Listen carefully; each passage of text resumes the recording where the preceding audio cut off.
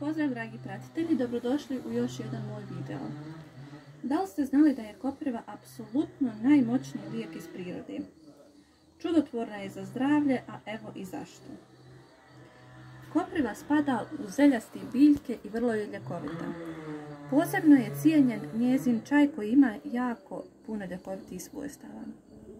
Znamo da su naši preci svoje zdravstvene tegobe najčešće liječili na prirodan način. Kopriva je u tome igrala veoma veliku ulogu. Rasprostranjena je biljka i stari je narodni lijek koji pomaže kod infekcije mokraćnog mjehura, kod prevencije bubrežnih kamenaca, pročišćava krv, a kako je izuzetno bogata željezom, jača slabokrvne osobe. Korisna je i kod reume, regulisanja probave, sprečava opadanje kose i smanjuje živčanu napetost. Pomaže i kod virusnih i bakterijskih infekcija, alergija, jednostavno jača imunitet. Sadrži bjelančevne i masti, a od minerala kalcij, fosfor, željezo, magnezij i mnoge vitamine.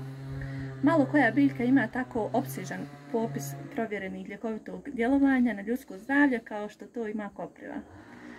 Djeluje na alergije, prehlade, giht, reumu, išijast, bolest jetri, žuči i slozene, na lošu probavu, na čir na želucu i dvanaestercu, na dijabetes, bubrežnih kamence, upalu mokraćovoda, anemiju, kožne bolesti, povećanje prostate, zdravlje kose. Ubrzava metabolizam, jača imunitet, sprječava upale i zaustavlja krvarenje. Potiče obnovu stanica, pa tako pomaže i kod obnove hrskavićevih tkiva. Na popisu ljekovitog djelovanja koprive su i najteže bolesti kao što su rak slezene i leukemija.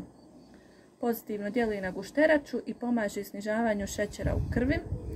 Čaj od koprive odličan je za čišćenje organizma. On daje sjaj koži, rješava problem sa aknama i kožnim oboljenjima. A u biljnoj medicini čaj od koprive se koristi i za bolesti jetri i žuči, za poremećaj sna, grčeve u trbuhu, čireve, bolesti pluća. Osvježava kod umora i iscrpljenosti. Mlado lišće koprive sadrži 20 puta više vitamina C nego zelena salata. Da li ste to znali? Kopriva je po svemu sudeći doista nevjerovatna biljka. Prati ljudski rod od prvih civilizacija do današnjeg dana. Drevni narodi nisu mogli znati njezin hemijski sastav, ali su znali sve ove njene blagodati. A stari Egipćani koristili su čaj od koprive protiv kostobolje i reume. Pomoću koprive stari Rimljani su osvojili svijet. Legionari bi je nosili sa sobom ili bi je usput brali da bi nakon drugih napornih dana u njoj namakali noge.